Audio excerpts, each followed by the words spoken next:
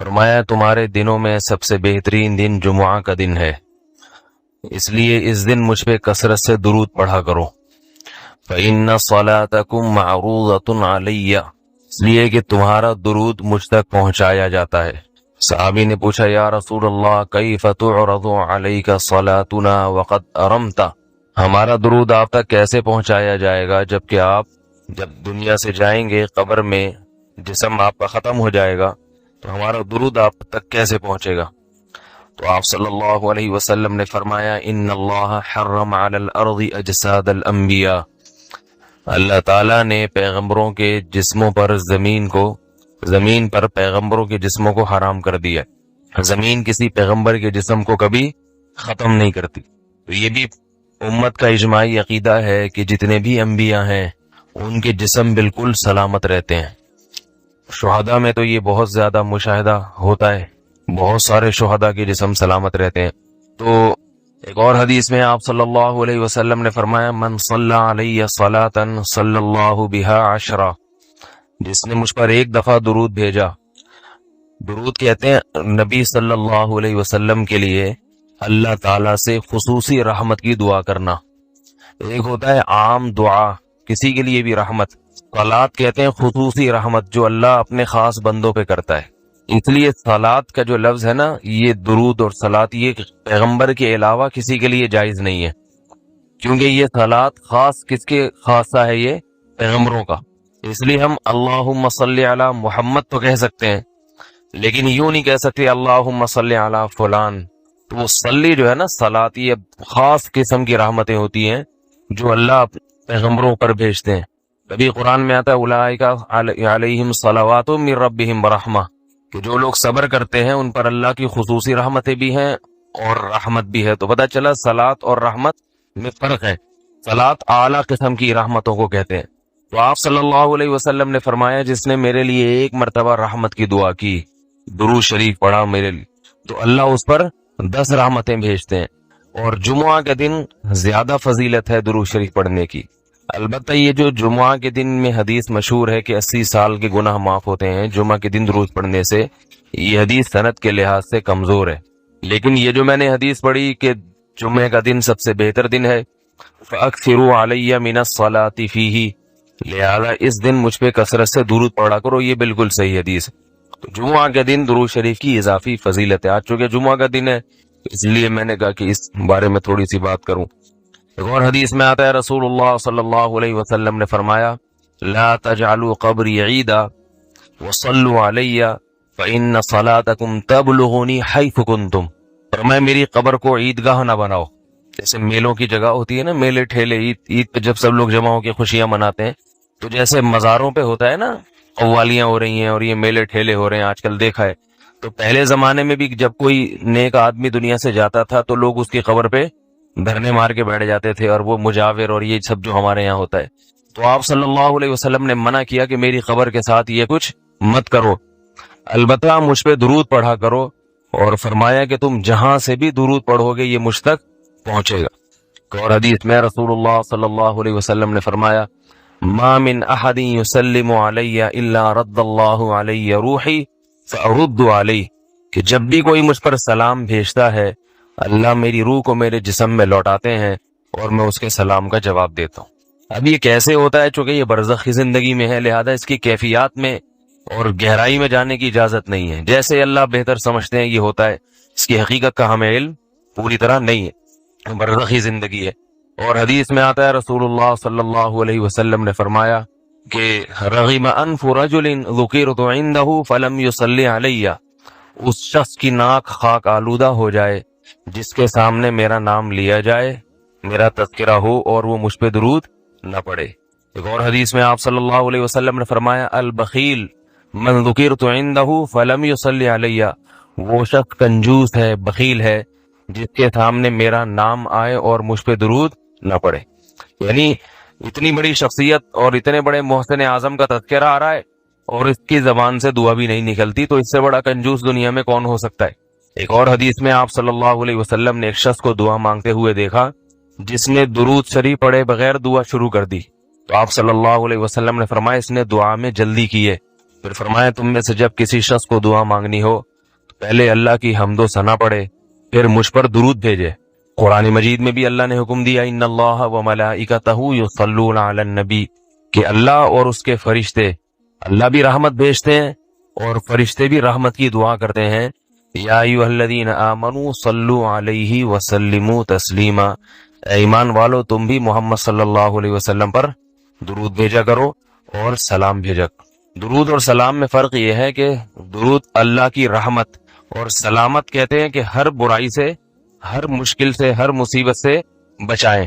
تو کمال جبھی ہوتا ہے جب اللہ ہر شر سے بچا لیں اور اضافی رحمتیں بھی بھیجیں۔ تو علماء نے درود شریف کی حکمتوں میں لکھا ہے کہ درود شریف جو اللہ نے ہمیں پڑھنے کا حکم دیا، اس کی بنیادی وجہ تو سب کو معلوم ہے کہ سب سے زیادہ احسانات اس کائنات میں اللہ کے بعد کس کے ہیں؟ محمد صلی اللہ علیہ وسلم۔ تو آپ صلی اللہ علیہ وسلم کے احسانات سب سے زیادہ ہیں انسانیت پر۔ انسان کو انسان آپ صلی اللہ علیہ وسلم نے بنایا، اور اہل اسلام تو سب سے زیادہ ان احسانات کے تلے دبے ہوئے ہیں۔ تو ہم کوئی بھی عبادت اگر کر رہے ہیں، دعا بھی اگر مانگ رہے ہیں، تو یہ بھی کس کی وجہ سے توفیق مل رہی ہے؟ نبی صلی اللہ علیہ وسلم، کیونکہ آپ صلی اللہ علیہ وسلم نے ہی یہ ساری چیزیں سکھائی ہیں۔ تو ہر کام میں حکم یہ ہے کہ بھئی جس کا احسان ہے، جس کی وجہ سے تمہیں یہ رہنمائی ملی، پہلے اس کا بھی تو کچھ خیال کرو، اس کا بھی جو ہے نا اللہ سے اس کے لیے دعا مانگو تاکہ تمہاری طرف سے بھی کچھ شکر ہو۔ دوسری بات علماء نے لکھی ہے کہ اس میں حکمت یہ ہے کہ درود شریف پڑھنے سے توحید کا عقیدہ مضبوط ہوتا ہے۔ وہ توحید، درود شریف نبی سے دعا نہیں ہے بلکہ اللہ سے دعا ہے، کس کے لیے؟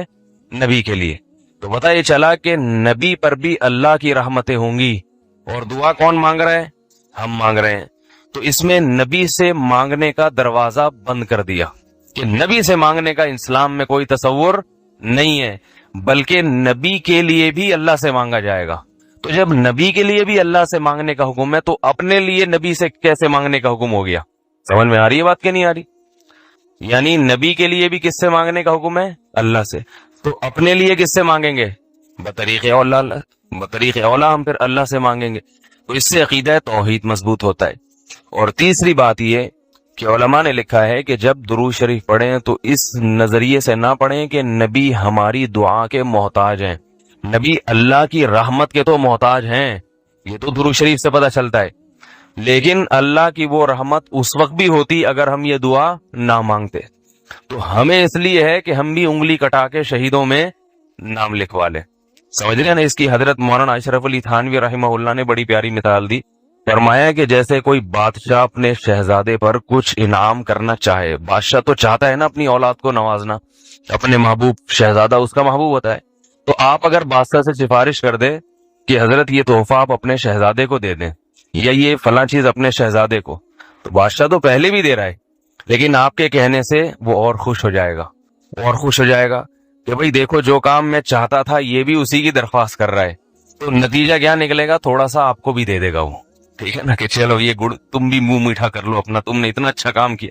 اور اگر آپ کسی کو حکم دیں اس کے دشمن پہ خرچ کرنے کا، آپ جا کے کہیں بھائی وہ تمہارا دشمن ہے، تمہارا دل چاہتا ہے اس کا گلا دبا دو، تو ایسا کرو اس کو ہدیے ودیے دیا کرو، تو کہے گا میں اس کو گلا دبانا چاہتا ہوں اور تو ہدیے کی ترغیب دے رہا ہے تو میں تیرا بھی گلا دباؤں گا۔ تو دشمن پہ خرچ کرنے کا جب حکم دیا جاتا ہے تو اس سے سامنے والا غصے میں آتا ہے۔ اس کی مثال ایسے ہے جیسے قرآن نے اہل کتاب کو کہا کہ تعالوا الی کلمۃ سواء بیننا وبینکم، اے اہل کتاب آؤ ایسی بات کی طرف جو ہمارے تمہارے درمیان مشترک ہے، تمہاری کتابوں میں وہی بات لکھی ہے جو ہماری کتابوں میں لکھی ہے، تو ان اتفاقی چیزوں پہ آؤ ذرا مضبوطی سے۔ وہ کیا ہے؟ اللہ نعبد الا اللہ، تمہاری کتابیں کہتی ہیں کہ اللہ کے سوا کسی کی عبادت نہیں ہوگی، ہم اللہ کے ساتھ کسی کو شریک نہیں کریں گے۔ تو جب اہل کتاب یہ بات سنیں گے نا تو ان کو ایک موٹیویشن ملے گی کہ یار جب بار بار اللہ ہی کی عبادت کرنی ہے تو پھر عیسیٰ سے مدد مانگنے کا کیا مطلب ہوا؟ پھر یہ ہم نے کیا ڈرامہ رچایا ہوا ہے کہ وہ اللہ کی باڈی سے نکلے اور معاذ اللہ پھر وہ اللہ بھی ہیں اور اللہ کے علاوہ بھی ہیں؟ تو یہ خود بخود ان کو اس کی برائی ان کے دل میں بیٹھے گی۔ تو قرآن صرف دلائل کی کتاب نہیں ہے، موٹیویشن کی بھی کتاب ہے۔ تو اس لیے اللہ تعالیٰ نے جگہ جگہ یہ طرز اختیار کیا کہ مشرکین کی زبان سے اللہ کی بڑائی نکلوائی جائے۔ جب وہ اللہ کی بڑائی بیان کریں گے تو خود بخود ان بتوں کی برائی ان کے دل میں آئے گی۔ تو قرآن کہتا ہے قل اے نبی ان سے کہہ دیجئے من یرزقکم من السماء والارض، کون ہے جو آسمان سے تمہیں روزی دیتا ہے، بارشیں برسا کے، والارض اور زمین سے روزی دیتا ہے، ام من یملک السمع، کون ہے جو سماعت کا مالک ہے، جب چاہے تمہاری کانوں کے سننے کی طاقت ختم کر دے، والابصار، اور کون ہے جو تمہارے دیکھنے کی طاقت کا مالک ہے، اس کو یہ کنٹرول ہے کہ جب چاہے تمہیں تمہاری دیکھنے کی قوت کو ختم کر دے، ومن یخرج الحی، کون ہے جو صاحب کمالات ہے، جو زندہ کو مردہ سے نکالتا ہے، جیسے انڈا ایک مردہ چیز ہے، تھوڑے دنوں میں کیسے اس میں ہارٹ بیٹ پیدا ہوتی ہے، روح پڑ جاتی ہے اور چوزا نکل آتا ہے، وَيُخْرِجُ الْمَيِّتَ مِنَ الْحَيِّ، اور مردہ چیزوں کو زندہ چیزوں سے نکالتا ہے۔ آپ کو پتا ہے میڈیکل سائنس کے لیے دنیا کا سب سے بڑا مسئلہ حیات کو ڈیفائن کرنا ہے کہ زندگی کی ڈیفینیشن کیا، یہ حیات کیا چیز ہے، تو اللہ نے موت اور حیات کو پیدا کر دیا، کتنا بڑا کمال ہے خدا کا۔ وَمَن يُدَبِّرُ الْأَمْرَ، اور کون ہے جو معاملات کی تدبیریں کر رہا ہے، کیونکہ اس کائنات میں آپ کو ایک مینجمنٹ نظر آئے گی، تو مینجمنٹ مینیجر کے بغیر نہیں ہوتی۔ مینجمنٹ کو ہم عربی میں تدبیر کہتے ہیں، اردو میں انتظام کہتے ہیں، کہ انتظام ہے، تبھی کہتے ہیں نا علاقے کا ناظم ہے، منتظم ہے، کیا مطلب جو نظم و ضبط اور پورا ایک اس نے جو ہے وہ ایک سسٹم بنایا ہوا ہے، تو اسی کو عربی میں تدبیر کہا جاتا ہے۔ وَمَن يُدَبِّرُ الْأَمْرَ، اور کون ہے جو معاملات کی تدبیر کر رہا ہے، پوری کائنات میں ایک مینجمنٹ اس نے باقی رکھی ہوئی ہے۔ تو جب اے نبی آپ ان سے سوال پوچھیں گے فَسَيَقُولُونَ اللَّهُ، فوراً یہ کہہ دیں گے، عنقریب کہہ دیں گے اللہ، اگرچہ ان کو یہ کہتے ہوئے تکلیف ہو رہی ہوتی ہے کہ ہم اللہ کی کبریائی بیان کریں، کیونکہ ان کو پتا ہے کہ ہم جب اللہ کی بڑائی بیان کریں گے تو ان جو بت ہیں نا ہمارے، جو جھوٹے معبود ہیں، ان کی برائی آٹومیٹیکلی بیان ہو جائے گی کہ یہ تو کچھ بھی نہیں کر سکتے۔ لیکن اس کے باوجود قرآن کہتا ہے فوراً یہ پکار اٹھیں گے کہ بھائی وہ تو اللہ، یعنی اس میں تو کوئی دو رائے ہو ہی نہیں سکتی، کیونکہ مشرکین میں اتنی عقل تھی، وہ یہ مانتے تھے کہ جن بتوں کو ہم نے اپنے ہاتھوں سے بنایا ہے، انہوں نے کہاں آسمان سے یہ کمبخت بارش برساتے ہیں، کہاں یہ پورے کائنات کو چلا رہے ہیں، یہ ان کے دل کی آواز تھی جو سوال پوچھنے پر فوراً ان کی زبان پہ آ جاتا تھا یہ جملہ۔ فقل، تو اے نبی فوراً آپ نے کیا کہنا ہے، افلا تتقون، تو پھر تم ڈرتے نہیں ہو خدا سے، بچتے نہیں ہو اس کی نافرمانی سے۔ تو جس نے یہ سارے کام کیے ہیں تو اصل تو وہ ہے جس کو پوجا جائے، جس کی عبادت کی جائے۔ فذالکم اللہ، کیا بلاغت ہے قرآن کی، پس ذالکم اللہ، یہ ہے اللہ، یعنی نبی سے کہا جا رہا ہے آپ ان سے کہیں کہ اللہ گویا ہاتھ کا اشارہ کر کے کہہ رہے کہ جو یہ سارے کام کرتا ہے نا، آسمان سے بارشیں برسا رہا ہے، زمین سے طرح طرح کی نباتات پیدا کر رہا ہے، اور ہر چیز کا مالک ہے، مردے کو زندہ سے، زندہ کو مردے سے نکال رہا ہے، اور پوری کائنات میں ایک مینجمنٹ کو برقرار رکھا ہوا ہے، جس کی یہ صفات ہے، ذالکم اللہ، یہی تو اللہ ہے۔ یعنی محمد صلی اللہ علیہ وسلم جس اللہ کی طرف تمہیں بلا رہے ہیں وہ کوئی اچھمبے کی چیز نہیں ہے، وہ کوئی ایسی مخلوق، ایسی ذات نہیں ہے جو کھوپڑی میں آئی نہیں کہ وہ ہے کیا، یہی تو ہے جو سارے کام کر رہا ہے، بس اسی کی طرف تو تمہیں دعوت دی جا رہی ہے۔ فَذَلِكُمُ اللَّهُ رَبُّكُمْ، یہی اللہ ہے، تمہارا رب ہے، تمہارا پروردگار ہے۔ رب کا معنی پالنے والا ہے، الحق برحق ہے، اس کے علاوہ جتنے بھی تم نے خدا بنائے ہوئے سارے باطل ہیں۔ کیسی بلاغت ہے۔ میں جب سورہ یونس پڑھا کرتا تھا نا جب طالب علمی کے دور میں، مجھے یہ آیت میں بڑا ایک لطف آتا تھا، بڑا ایک وجد آتا تھا کہ کیسے اللہ نے اپنی صفات بیان کر کے، کیسے اللہ نے کہا فذالکم اللہ، یہی تو اللہ ہے۔ اس کی مثال ایسے جیسے ہم کسی کو سمجھا رہے ہوں، کسی کی کا انٹروڈکشن کروا رہے ہوں کہ بھائی وہ تمہیں بلا رہا ہے اور تمہیں بڑی خدمت کرنا چاہتا ہے، تمہاری دعوت کرنا چاہتا ہے، آپ کہیں یار پتہ نہیں کس کی بات کر رہے ہو، پتہ نہیں کس کی بات کر رہے ہو، ایک دم وہ بندہ سامنے آ جا، آپ کہیں یہی تو ہے جس کی میں بات کر رہا ہوں، یہ کوئی، اس کو تو تم پہلے سے جانتے ہو، اسی کی تو بات کر رہا ہوں میں جس کو تم پہلے سے جانتے ہو، تم ڈر کیوں رہے ہو اس سے؟ یہی قرآن کا انداز ہے، کیونکہ آپ آج بھی ایتھیسٹ سے جب بات کرتے ہیں نا خدا کی، وہ بھی گھننا بن جاتا ہے۔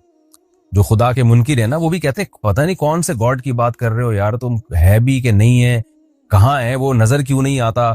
تو اللہ اپنی صفات بیان کرتا ہے کہ یہ سارے کام آٹومیٹیکلی خود بخود نہیں ہو سکتے، تو جو یہ کام کر رہا ہے فذالکم اللہ، یہی اللہ بالکل تمہارے سامنے ہے، کوئی ایسی چیز نہیں ہے جو تمہاری عقل سے بالا تر ہو، اور اللہ ہے، اور ربکم، یہ پال رہا ہے تمہیں، صرف مالک نہیں ہے بلکہ تمہیں رزق بھی دے رہا ہے، تمہاری تربیت بھی کر رہا ہے۔ الحق، اور یہی برحق ہے، اس کے علاوہ جتنے جھوٹے خدا تم نے بنائے ہوئے وہ سارے باطل ہیں۔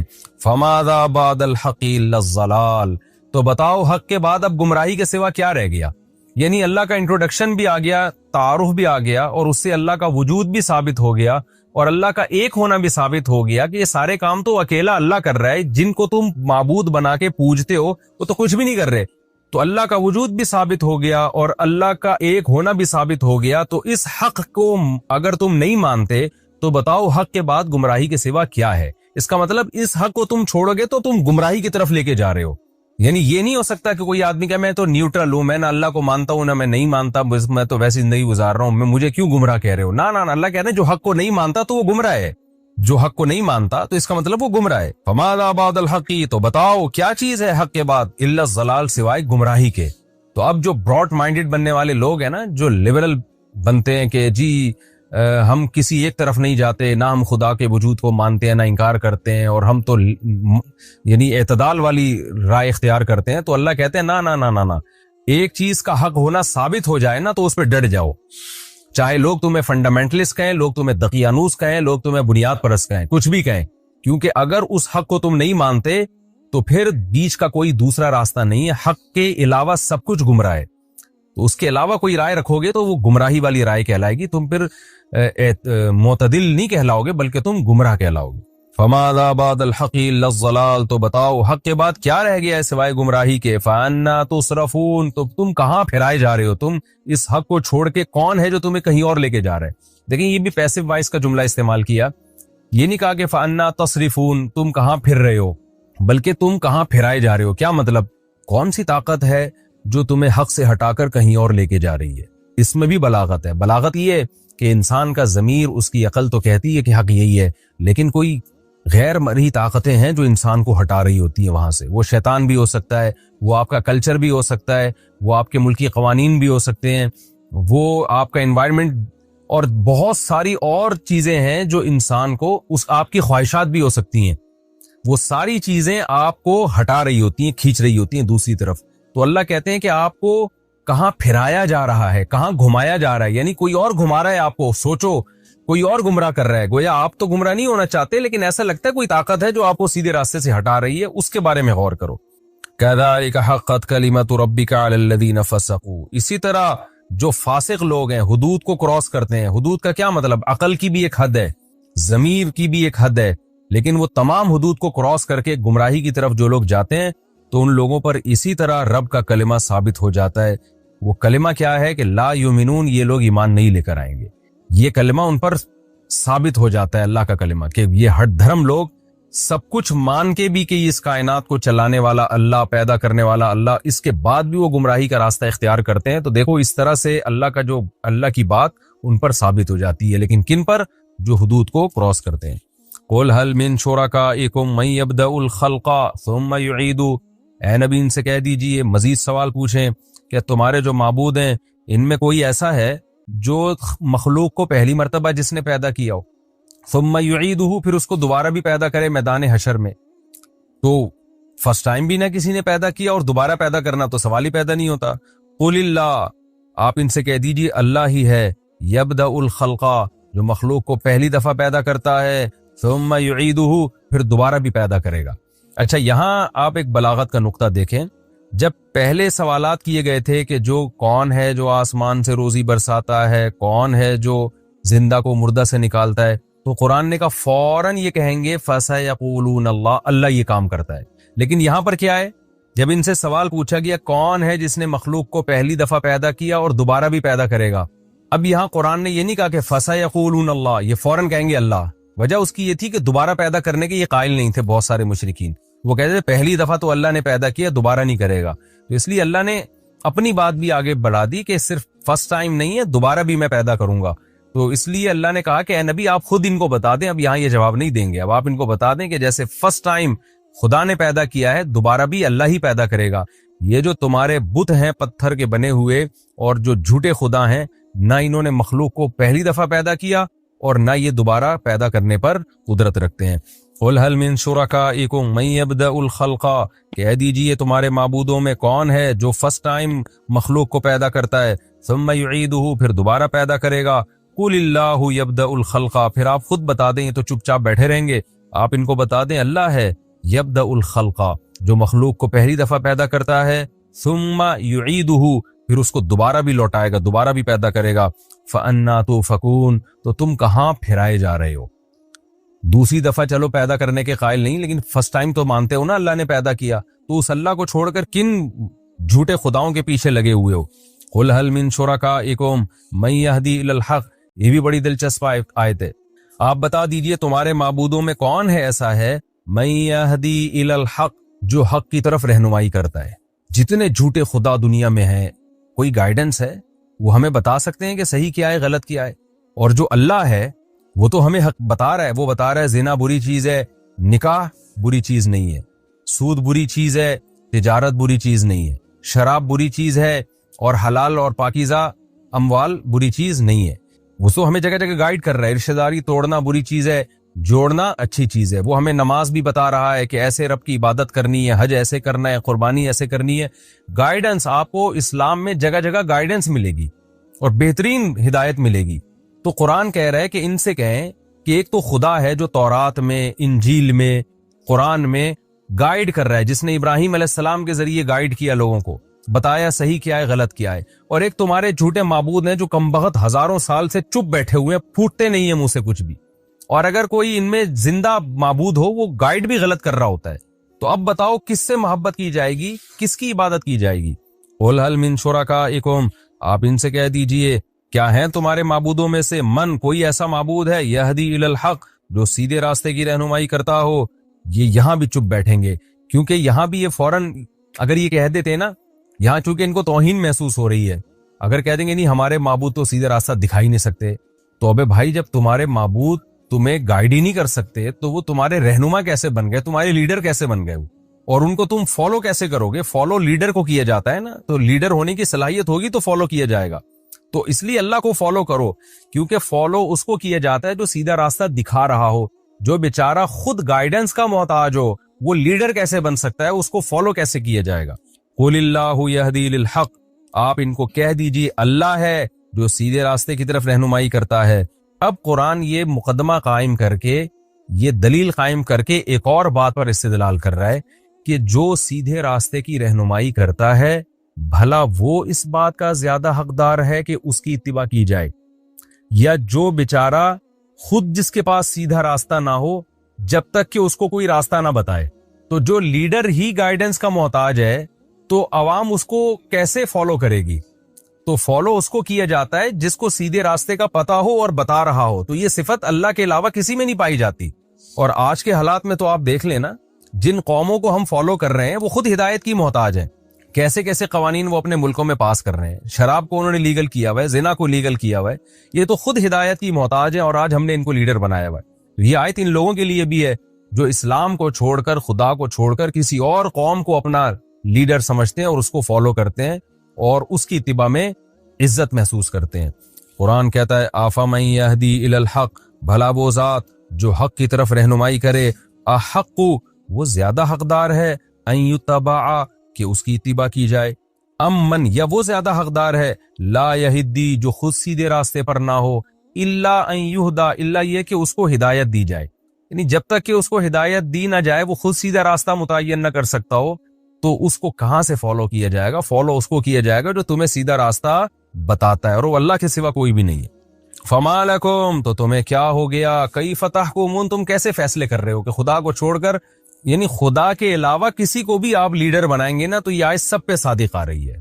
تو اس لیے قرآن کا یہ دعویٰ ہے کہ فالو صرف اللہ کو کیا جائے گا۔ خوب سمجھ لیں، محمد صلی اللہ علیہ وسلم کو جو فالو کیا جاتا ہے نا، آپ کی ذات کی وجہ سے نہیں، بلکہ اس لیے کہ آپ اللہ کا قانون لوگوں کو بتا رہے ہیں، ورنہ نبی صلی اللہ علیہ وسلم کی شخصیت بھی مقصود نہیں ہے۔ یہ بھی قرآن میں جگہ جگہ مضمون پہلے آ چکا ہے، کیونکہ آپ نے بار بار یہ بات کہی ہے قرآن میں کہ اے نبی آپ ان کو بتا دیجئے کہ میں بھی اس قانون کا پابند ہوں جو مجھ پر لازم ہو رہا ہے، مجھ پر نازل ہو رہا ہے، اگر میں اس کو فالو نہیں کروں گا تو مجھے بھی اللہ کے عذاب کا ڈر ہے۔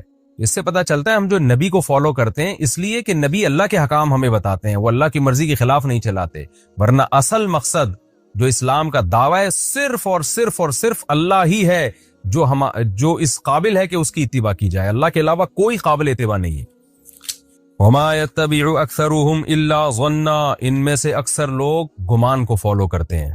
دلیل کو فالو نہیں کرتے. گمان کیا ہے کہ کسی بابے نے بزرگ نے کہہ دیا کہ یہ معبود ہے اس کو فالو کرو, کسی نے کوئی قانون سازی کر کے دے دی, کوئی اس کو فالو کر رہا ہے. میں یہ ظن کی بحث پچھلے لیکچروں میں بہت ڈیٹیل سے بتا چکا ہوں کہ قرآن میں جو ظن کا لفظ ہے کتنے معنوں میں استعمال ہوتا ہے.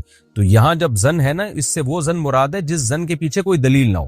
ظن اور گمان کی دو قسمیں, ایک ظن وہ جو ناشی یعنی دلیل ہوتا ہے, اس کے پیچھے کوئی نہ کوئی دلیل ہوتی ہے, اور ایک وہ ظن ہوتا ہے جو اٹکل پچو, وہ ہوائی باتیں فلاں سے سن لیا, جیسے آج کل ہے نا کالی بلی آگے سے گزر گئی تو یہ ہو جاتا ہے, کوا بیٹھ گیا تو یہ ہو جاتا ہے, جو فضول قسم کی چیزیں جن کے نہ کوئی سر نہ پیر. تو اللہ کہتے ہیں یہ لوگ بھی زیادہ تر ظن ہی کو فالو کر رہے ہیں, اور خدا کو جس کے برحق ہونے کے بے شمار دلائل ہیں اس کو فالو نہیں کر رہے, تو گمان کو فالو کر رہے ہیں. ان الظن لا یغنی من الحق شیئا, تو اس طرح کے جو ظن ہیں جن کی کوئی پیچھے دلیل نہیں ہوتی, یہ حق کا ذرا بھی فائدہ نہیں پہنچاتے, اس سے انسان کبھی بھی حق تک نہیں پہنچ سکتا. ان اللہ علیم بما یفعلون, جو کچھ یہ لوگ کر رہے ہیں اللہ اس سے باخبر ہے. وما کان ھذا القرآن ان یفترى من دون اللہ, اور یہ قرآن بھی ایسا نہیں ہے کہ اللہ کے سوا, اللہ کے علاوہ سے گھڑ دیا جائے اس کو, یعنی اللہ کے علاوہ کسی مخلوق کے ذریعے اس کو گھڑ کے لوگوں کے سامنے لا کے پیش کر دیا جائے, کوئی شاعر ہو جو یہ کلام پیش کر دے, ایسا بھی نہیں ہے. ولیکن تصدیق الذی بین یدی, کیونکہ نبی جب یہ قرآن پڑھتے تھے نا تو بلاغت تو اس میں بلا کی ہے. یہ عجیب آیتیں, مشرکین بڑے ہل جاتے تھے اندر سے. قرآن کہتا تھا من یرزقکم من السماء والارض, کون ہے جس نے آسمان اور زمین سے تمہیں رزق دیا, کون ہے جو تمہیں سیدھا راستہ دکھاتا ہے. تو لیڈر تو وہی ہو سکتا ہے جو سیدھا راستہ دکھائے. تو مشرکین کے ذہن میں ایک وہم آ سکتا تھا, وسوسہ آ سکتا تھا, اور ہر دھرمی میں بھی یہ بات کہتے تھے کہ محمد صلی اللہ علیہ وسلم نے کلام گھڑ لیا ہے اپنی طرف سے, بڑا زبردست خوبصورت کلام کرتے ہیں, ہمارے سامنے دلائل کے انبار لگاتے ہیں, تو یہ بڑے بہترین شاعر ہیں, بڑی بلاغت ہے ان کے کلام میں, گھڑ لیا انہوں نے. تو قرآن اس کا بھی جواب دے رہا ہے کہ یہ شیطان تمہیں خدا کے کلام سے ہٹا رہا ہے. اللہ تم سے کلام کر رہا ہے, باتیں کر رہا ہے, تمہیں سمجھا رہا ہے, اور تم اب جب تمہارے پاس دلائل سے جواب نہیں ہے تو تم کیا کہتے ہو, یہ اللہ کا نہیں, محمد صلی اللہ علیہ وسلم کا کلام ہے. قرآن کہتا ہے ایسا نہیں ہے, یہ قرآن ایسا نہیں ہے کہ اللہ کے علاوہ سے گھڑ لیا گیا ہو. ولیکن تصدیق الذی, یہ تو تصدیق کر رہا ہے ان کتابوں کی جو اس سے پہلے گزر چکی ہیں. گھڑی ہوئی بات ہمیشہ نہیں ہوتی ہے, پچھلوں کی نقل نہیں ہوتی وہ. تو تورات کا بھی یہی مضمون ہے, انجیل کا بھی یہی مضمون ہے, اور قرآن کا بھی یہی مضمون ہے. اگر محمد صلی اللہ علیہ وسلم نے گھڑنا ہوتا نا تو اس کی آیتیں میچ کیوں کر رہی ہوتی ہیں تورات اور انجیل سے. ایک بڑے اسکالر گزرے ہیں ہندوستان میں, خطبات بہاولپور کے نام سے, ڈاکٹر حمید اللہ, ان کی بڑی ریسرچ ہے آسمانی کتابوں پہ بھی. انتقال ہو گیا, اللہ ان کی مغفرت فرمائے. خطبات بہاولپور کے نام سے ان کے بڑے زبردست لیکچرز ہیں, میں نے بچپن میں پڑھے تھے وہ. ان کی دنیا میں ٹریولنگ بہت ہے, انہوں نے تورات انجیل پر بھی بڑی ریسرچ کی ہے. انہوں نے یہ بات اپنے مقالے میں لکھی ہے کہ آج دنیا بھی اس پر حیران ہے کہ قرآن, تورات اور انجیل, ان میں ان کا جو انداز بیان ہے نا وہ سیم ہے. حالانکہ تورات کہاں نازل ہو رہی ہے, ارض شام میں, اور عیسائیوں اور یہودیوں کا محمد صلی اللہ علیہ وسلم سے کوئی لنک تھا ہی نہیں. عربوں سے, جو مکہ کے عرب ہے نا, مدینہ میں تو پھر بھی تھے, مکہ میں سے تو ان کا اہل کتاب کا کوئی تعلق ہی نہیں تھا.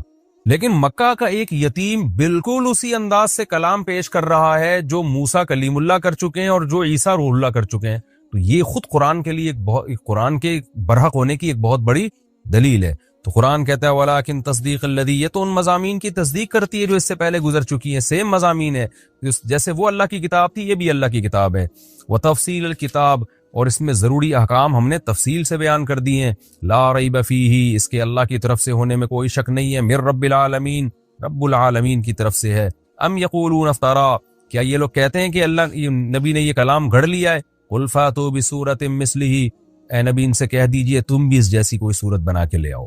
گھڑنے پر تو کوئی تم پہ پابندی نہیں ہے نا, تم بھی ایسا کلام بنا کے لے آؤ, لوگ متاثر ہوں گے, تم بھی جھوٹی نبوت کا دعویٰ کر دو. وادعوا من استطعتم, اور تمہارا تو دعویٰ محمد صلی اللہ علیہ وسلم نے اکیلے بنا لیا ہے. ہم تمہیں چیلنج کر رہے ہیں کہ تم سارے شعراء کو اکٹھا کر لو, سارے خطیبوں کو جمع کر لو, اللہ کے علاوہ جو تمہیں ملتی ہے مخلوق لے آؤ. ان کنتم صادقین, اگر تم اپنے دعوے میں سچے ہو.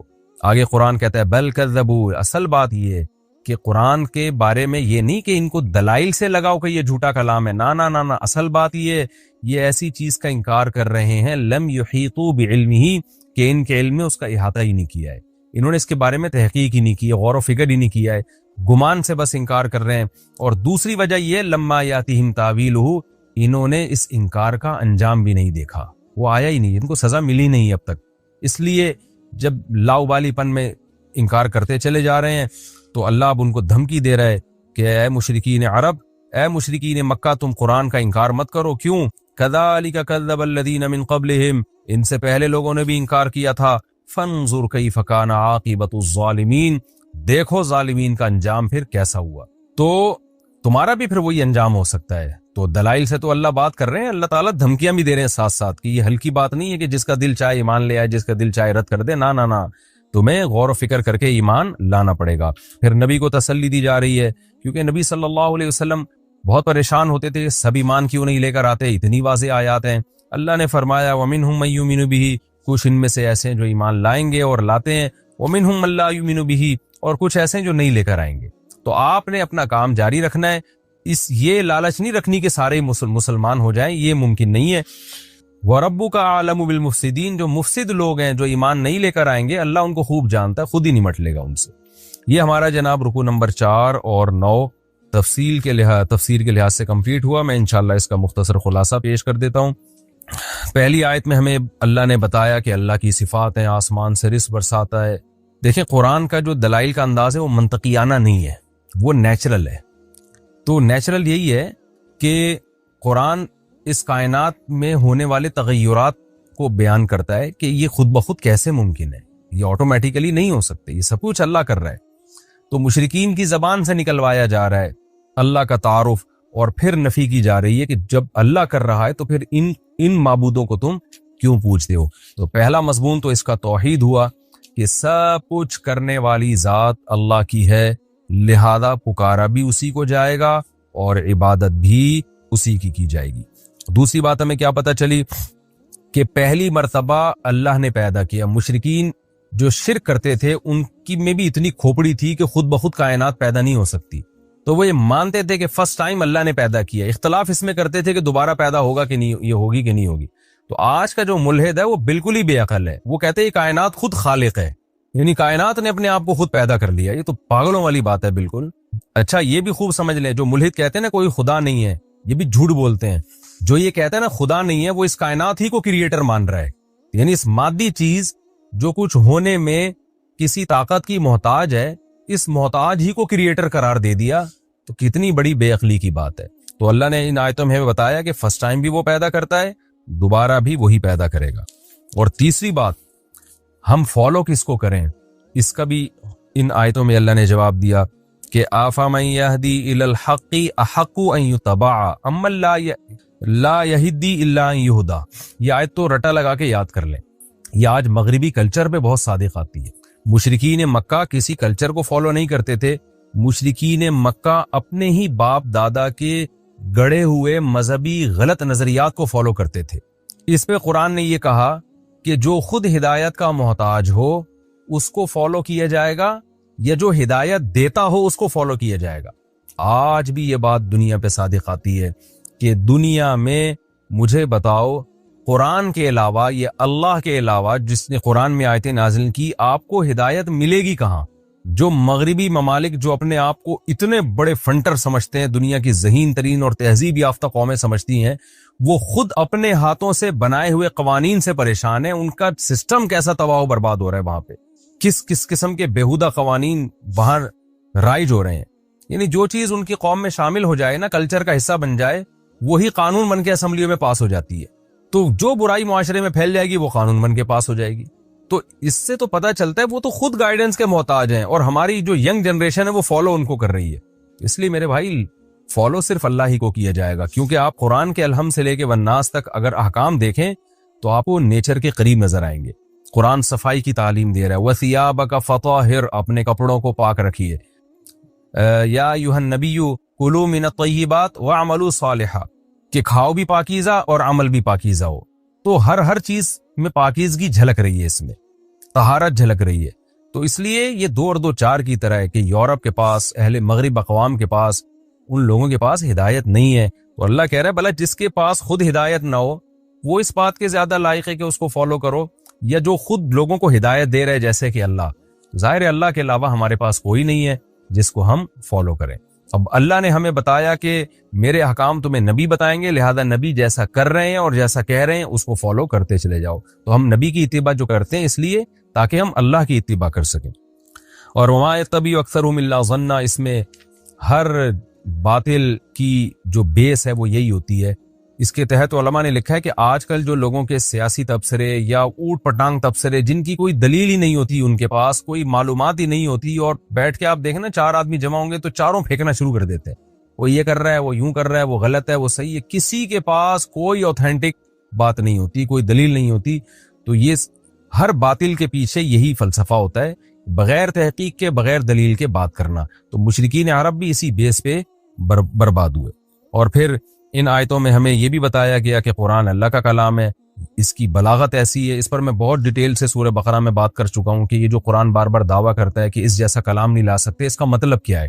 اس میں پہلے لمبی چوڑی بحث کر چکا ہوں، دوبارہ اس کو ریپیٹ نہیں کروں گا. تو خلاصہ یہی کہ بلاغت میں اس جیسا کلام عرب عاجز آ گئے. کوئی کسی نے جھوٹا کلام بھی پیش کرنے کی کوشش نہیں کی، ان کو پتا تھا کہ یہ ممکن نہیں ہے ہمارے لیے. تو اس سے قرآن کی صداقت کا بھی پتہ چلا.